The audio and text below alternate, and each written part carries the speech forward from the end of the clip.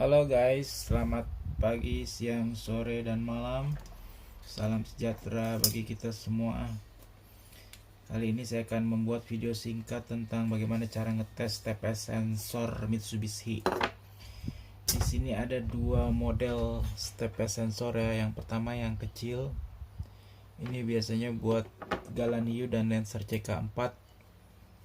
Kalau Galaniu ini kita bisa bedakan arah putarnya ini miring ke kanan ya, kelihatan nggak? Miring ke kanan ke sini. Kalau CK4 miring ke kiri ke sini ya.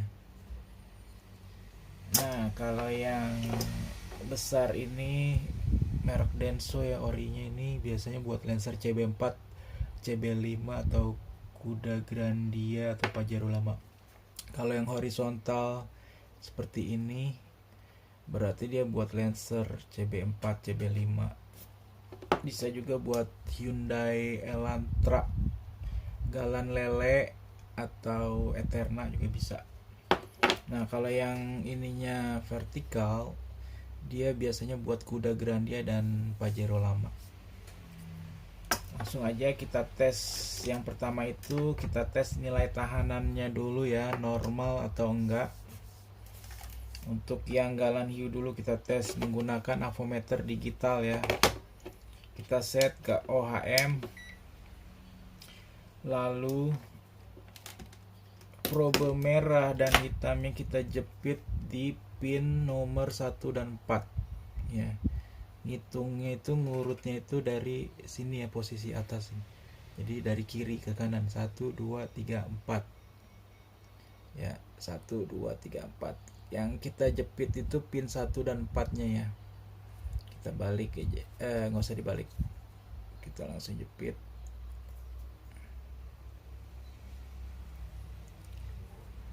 Nah angka di avometer digital ini menunjukkan angka 5,6 kilo OHM.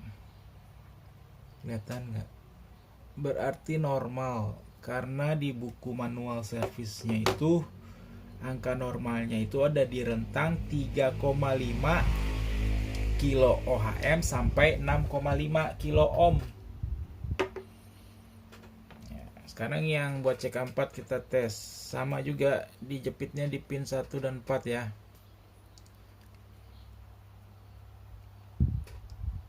Nah, di sini kita lihat angka menunjukkan 5,1 kilo OHM. Kelihatan nggak? Berarti normal.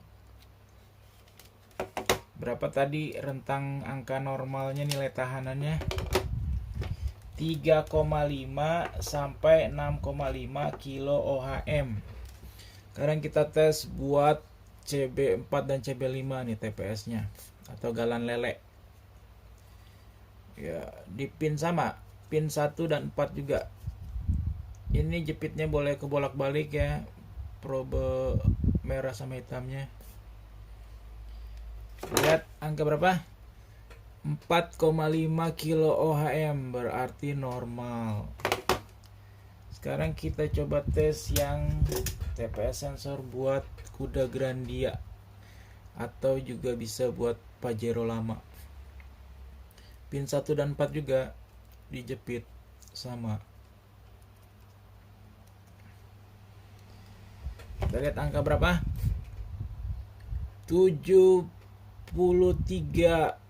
72,6 OHM, berarti ini nggak normal ya, terlalu kecil nilai tahanannya.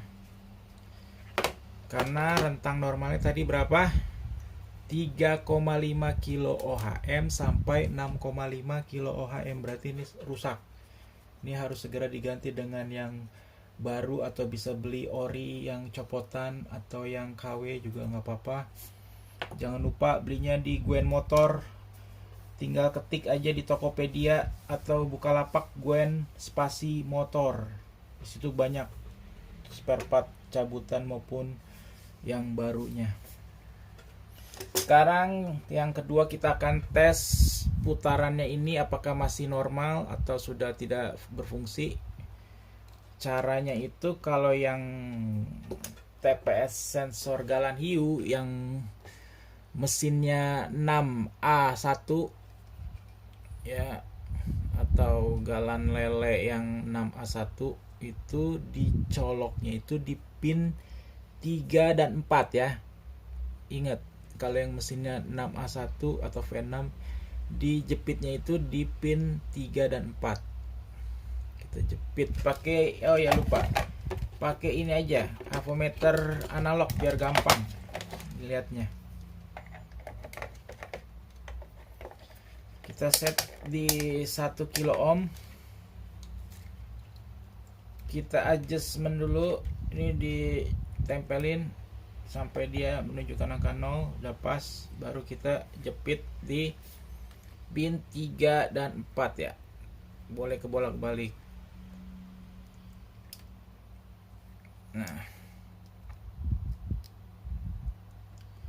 ketika kita jepit, dia jarumnya akan berada di posisi nilai tahanan yang tadi sudah kita ukur. Kalau misalnya dia tidak bergerak, ya, berarti dia rusak. Nah, kalau misalnya sudah bergerak sesuai nilai tahanan yang sudah tadi kita ukur, kita putar. Nah, dia akan bergerak ke angka 0 dengan smooth ya. Semakin ke kiri diputar, dia akan bergerak turun dengan smooth.